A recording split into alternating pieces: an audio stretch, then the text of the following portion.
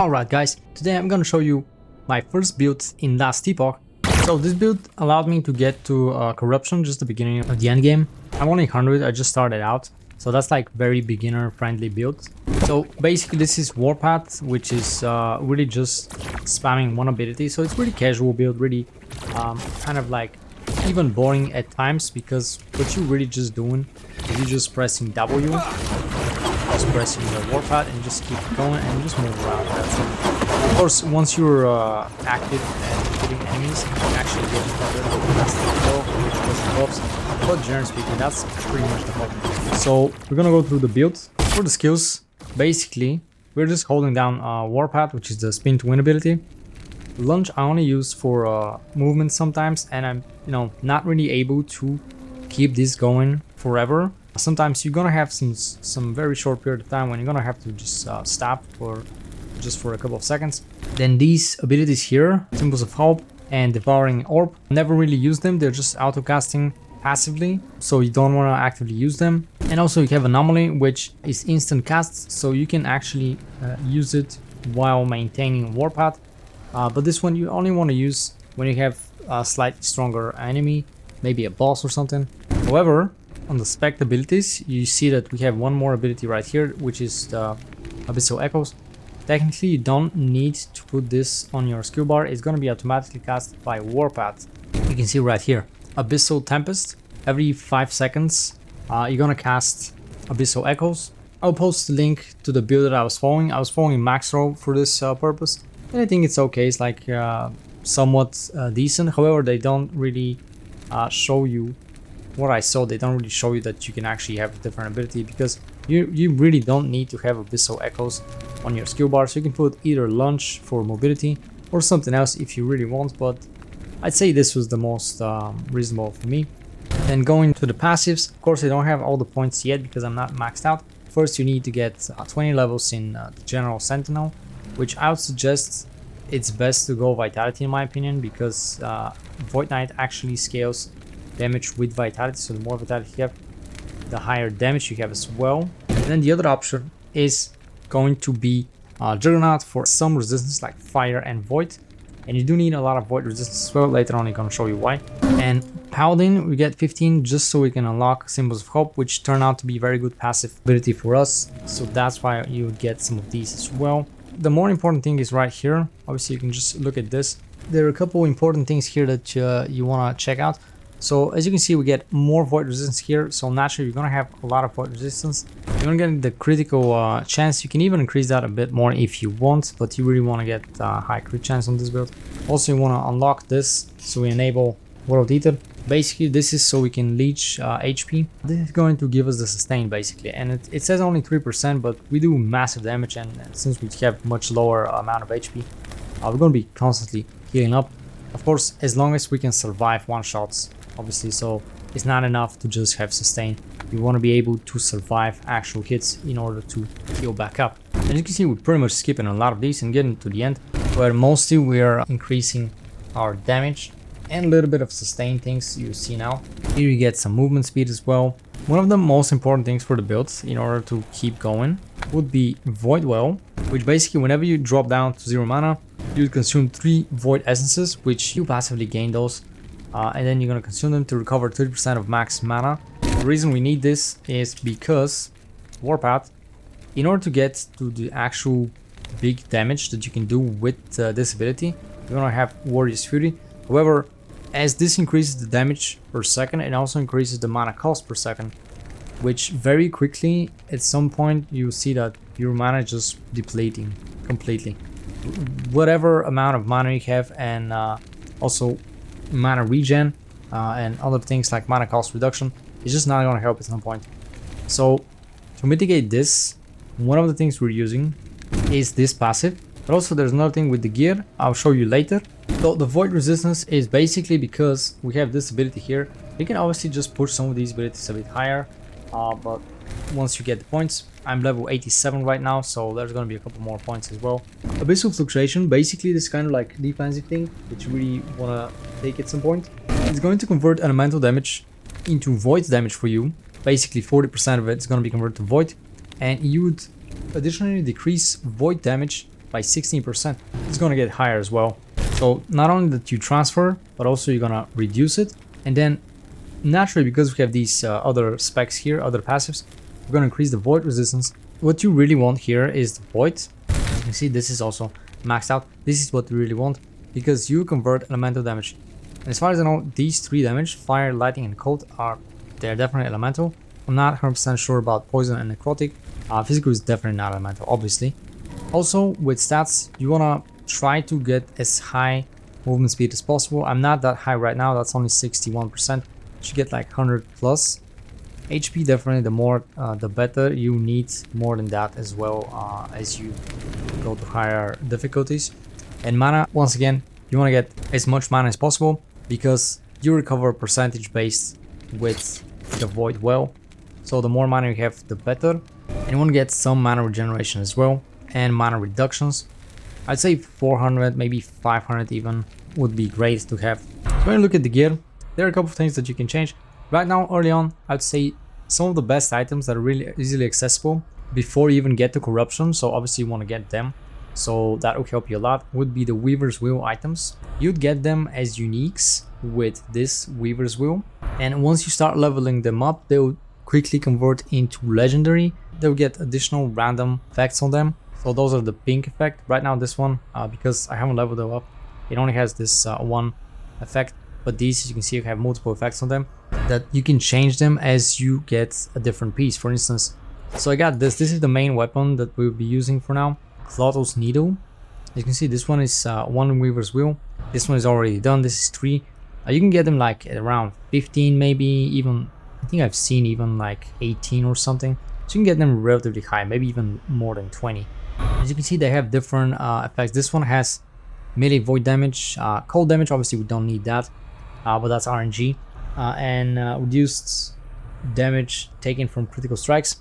All the other effects are usually fixed, but at different values, as you can see. But these, the pink ones, they could be completely different from one another. This one, for instance, here has melee void damage, melee critical strike, HP on melee hit, and also increased stun chance with melee attack. So they change as you level them up. So early on, you can just farm a lot of these items relatively easy. And if you don't like the current stats that you have, you just put on the new item that has high Weaver's Wheel, level it up, and see what other things you're gonna get if they're better for you for the build. So another thing that's definitely needed would be a helmet with reduced channel cost. This one is tier 5. Obviously, this is not the best possible helmet. At some point, you will be able to get an exalted version of a similar helmet. I don't know if there's anything like unique or legendary that might be replacing this one at this point, but yeah, definitely you want to get that reduced channel cost because of Warpath's consistent mana drain. Other than that, you can see most of the items are Weaver's Wheel, and they're upgraded. They're like I said, really easy to obtain and really powerful. They give you a lot of interesting effects. The other things that are slightly different is going to be this one.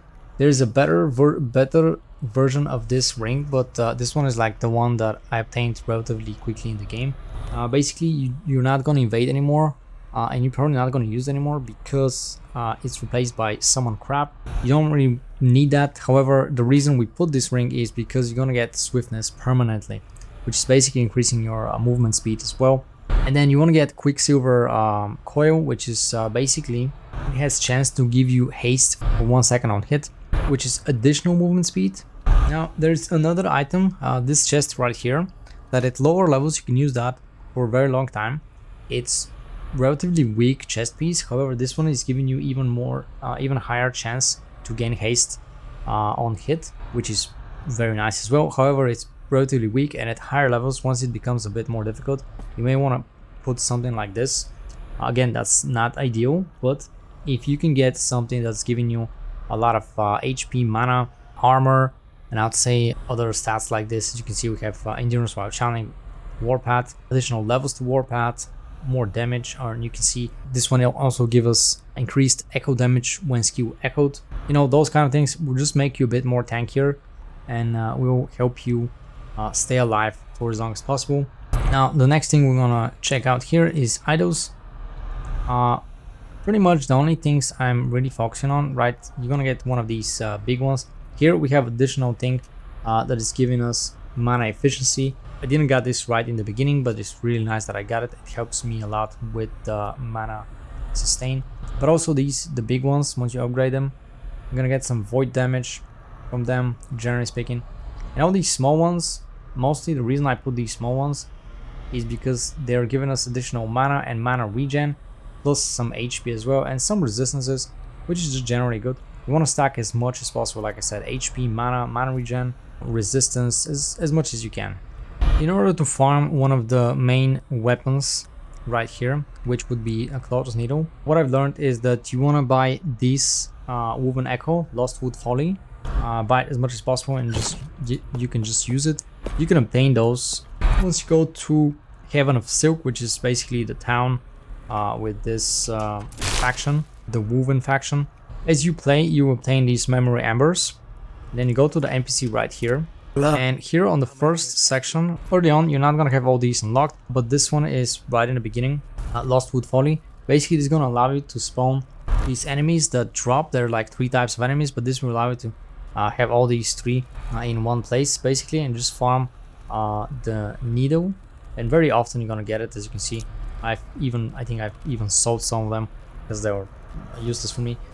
So yeah, whenever you feel like you don't have the best rolls, you can just farm some of it once again. And another thing that you can do to help you out with this once you begin the farming is once you level up this tree, the Weaver tree, basically what I'm doing most of the time is I'm just trying to unlock the different sections here, so they help me with drop rates. And once you unlock these 2 right here, Woven Riches and Loomed Riches, you can basically just put a Lost Wood Folly in here. This one will help you to generate it in your monolith, even without you unlocking it manually.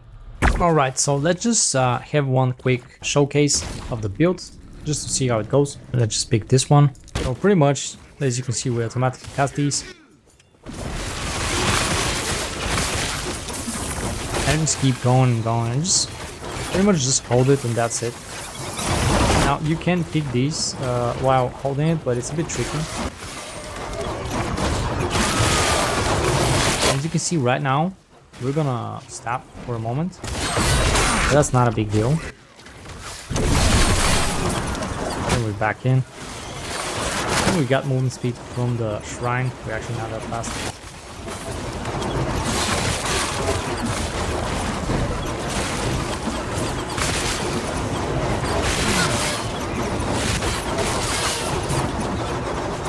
Check this one.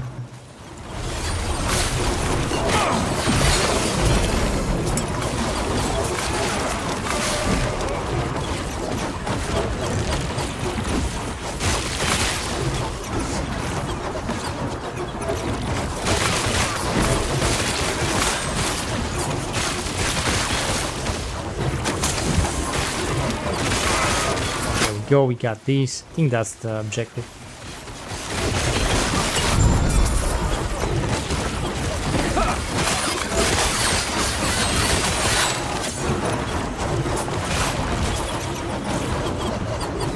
That was pretty much it. Once you're done, just get out. You see, that was pretty simple, straightforward. It is a little bit boring at times because you're really not engaging too much. What you just do is hold on Warpath. From time to time, just move around, try to avoid some attacks. Pretty much that's like the whole thing. You need movement speed and that's it. I would keep anything that has legendary potential of 2 and above. 1 is not super important, I would say. I've just pretty much just dumped him. So yeah, that was the builds. It's pretty simple, pretty straightforward, pretty easy to start with. Of course, getting to the end game is always going to be a bit more difficult, min-maxing the character, but with this build, you can easily reach corruption and then just continue your journey. This is the kind of game that can get you hooked if you don't want to be attached to it too much. You can just get in anytime you want. It allows you to play at your own pace. You don't have to constantly be on a treadmill. You can just get back any season you want. Like this is the latest season right now. And later on, after some time, you can just take a break from the game and start when there's like another season. It's really not so much demanding on your time. Of course, you can sink your time into it quite a lot, but you don't have to, and you're still gonna have fun with the game. Alright guys, Eyeduka from the future here.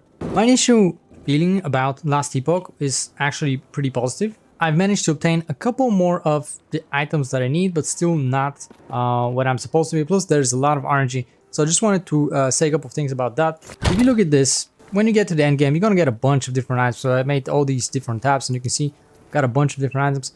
Now, initially they all look pretty awesome and all that. You got set items here, Weaver's Wheel. You can farm these easily, and you know you're gonna get different Weaver's Wheel. If you don't like the current stats that you have, you just level up another one and get randoms. So this is RNG. And then you have the LP items, which is basically, you know, most likely going to be getting 1s and 2s. Rarely you're going to get 3, but, you know, it's there as well. So that's RNG. You get a bunch of these items as well. And then once you want to make the specific item that you really need, and then obviously the higher LP, the better. But then you're also going to need, for instance, if we're talking about armor, you're gonna need an exalted piece of armor, right? Now here I don't have much, but if you check these, for instance, right?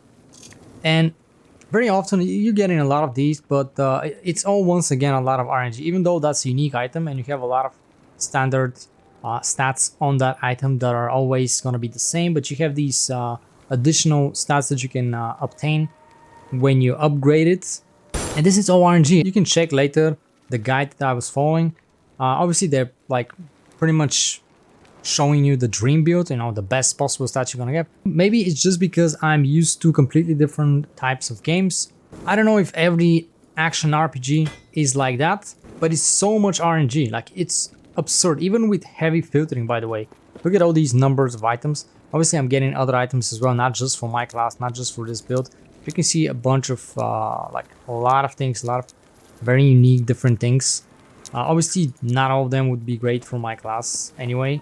But in the future, if I want to play some different class, that's why you want to, you know, stack up a little bit more of these. Even with all that, and that's all with heavy filtering, by the way. If you just check, that's the filtering that I'm using from the build guide, which is coming from Maxroll. It's going to be in the description. Just check. Look at this. That's incredible. That's so much, so many things that are actually filtered. A lot of it is just recoloring anyway, but still, a lot of the items are basically hidden. But even with this, we're still getting a bunch of things that are, you know, like higher quality stuff, like exalted items, uniques and legendary stuff like that. Yet, you're very unlikely to get the things that you really need, because it's just, there are just so many things. So this is one of the frustrations I'm having. It's all great. I like the concept of action RPG games in general. And like I said, I'm not super experienced. Maybe a lot of those games are like that. But I have played Diablo, and it was, I'd say, a little bit less than that. So it's a bit more easy to actually make the build you want. And this is, once again, the thing that I'm really looking for is being able to effectively make different builds and experiment. If I cannot even get the items that I need, that's like the first step. Then how am I supposed to, for instance, experiment with, you know, the passive stat points here, for instance? That's one of the things. Then you have these different skills, and then the skill specs you have. Now, you cannot really experiment with those things if you can't really obtain the items you need. So in the end of the day, I like the whole concept. There are a lot of deep mechanics, deep progression systems, but the RNG is really killing me. And I've played more than 50 hours, which I don't think that's a small amount of time. I know there are people that are playing thousands of hours, but let's be real, you should be able to get into the game. And yeah, 50 hours is not too much, but it should be good enough to get some decent understanding of the game. I'm just looking at the progress I'm making, and you know, this is all reflected as well with, for instance, the true end game, which is basically here with the corruptions. And I've seen some people, I think, watched some videos, people having like 1 or 2,000 and more than that. And the way this levels up, at least that's what I'm seeing here. And the game isn't really telling you a lot of those things. It's a little bit mundane. It's a little bit excessive grind for no reason. Like, if you're already strong enough, you don't have the option to basically just set, hey, I'm like already geared up. I have everything I need. Can I just set the corruption to, let's say, 300? You cannot do that. You have to grind a lot. So you just go in here. Let's just check this out. Right, so this is only 119. So once you get to empower, the minimum is 100 anyway. And then you can just pretty much continue to do the same, just in a higher difficulty, which is basically like most action RPGs replayability in the end game. Pretty much the same over and over again. However, with other games that I've played, for instance with Diablo, it's just so much like more streamlined. Like basically you just increase the tiers of difficulty for the different rifts and stuff like that. That was like Diablo 3. But here I'm stuck at this. Basically to get it higher, I have to just continuously farm this section here, which you gotta get to 900, I think. Yeah, 900 to kill the Harbinger. And every single time you kill him, you get this Gaze of Orbis, and after that you can just kill that Orbis to increase the corruption, right? Which, you know, it sounds good. There it is. So it's this section here, plus 6 corruption, plus 12 from Gaze of Orbis. And basically you can just, from what I see, you can stack gazes, right? You don't have to do it right now. You can just stack more. You can do like 5, 10 if you want, and then do it, and you're gonna increase your corruption all at once by a lot more. However, to get these stacks, from what I've seen, I have to do the whole thing. I need to get to 900 stability every single time, kill the Harbinger once again, and then it's gonna reset down, right? So you gotta have to do these so many times, and for the majority of the cases, you're not really gonna obtain much out of it beyond, you know, let's say getting to level 100, which is the maximum level of your character, and then, you know, you'll be just continually grinding and obtaining a bunch of different items that you don't really need. You can just salvage them for resources, but you don't need that much of them as well. You get like, look at these numbers here. I've been grinding. You know, I don't really need them. This is combined from all the different affixes, and you have so many of them. Like you see, some of there's like a few hundred. I don't really need those things. I've been looking for specific things, and you get the others along the way, because you get multiples, not just the one you need. You don't need that. Then you have these runes. You need just some of them that are really high quality, which you don't get that many out of anyway. Then you have glyphs as well. Also, you'll be using just a couple of them like very frequently. The others are very like some specific situations. In the end of the day, you just keep on grinding this, and you're not gonna feel like making a lot of progress until you get to high corruption. This is the thing, you just cannot really skip that. At least I don't see any way. Maybe I'm just too new and I don't know any like tricks in the game, but 50 hours of which I would say half of that was just getting to the end game. But then beyond that, I'm literally just in the beginning, and I need to spend, I don't know, I feel like a few hundred hours just to get to like very high corruption. Obviously you need to at the same time upgrade your build, but yeah, this is a little bit overwhelming. I mean, maybe this is the other thing, I've choose very boring builds, honestly. Like Warpath, you just basically just keep holding Warpath and that's it. I mean, this might have been a newbie mistake. Don't pick boring, non-engaging builds like that. Yeah, it might be easy at some point, but it's definitely super boring. That's crazy. So yeah, I wish that there was a way to just basically skip all this grind. And you know, if you already got your character, like you're making some big upgrade, you're already much more powerful. I wish that there was a way to just, let's say, I can just choose the amount of corruption, right? So anytime I want to do something, I have to just regrind no matter what I do to decrease the corruption or to increase the corruption. Like if I'm changing a build, and let's say from the beginning the build will be much more weaker, like different build on the same character obviously, then I'm gonna have to reduce the corruption. If I got to, let's say, 500, so that new build may not be good enough for 500. And does that mean that every single time I have to just pretty much get all the maxed out gear for that new build and change it at this point? It's just a bit crazy with this corruption thing. The way you just level this up. To me, this is really not very nice, honestly.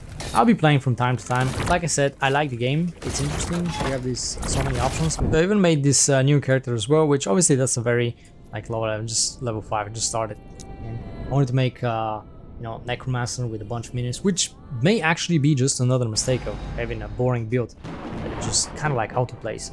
But either way, you have so many different options and it's really interesting. The problem is, how can you actually get to these options? Like, how can you actually do those things? Like I said, maybe I'm just too used to a very casual game, I have to say. Like Guild Wars 2, completely different genre. It's not action RPG, it's MMO, and it's like one of the most casual MMOs. But yeah, that's like a bunch of just repetitive playing in the end, just to min-max the character. Basically, once you get to like level 70, you kind of get the feeling of that class that you have and that build. And then beyond that, it's really gonna be more of the same, just bigger numbers. To me, it might be the best experience, might be just get a bunch of different classes and builds, get them to end game, and you know, just have fun until then, play a little bit, and then that's it. I mean, it's just more of the same. Maybe it's just me, but I don't know how the other action RPG games. That's gonna be for this video, guys. Thank you for watching. If you enjoyed the content, please like and subscribe, and see you next time.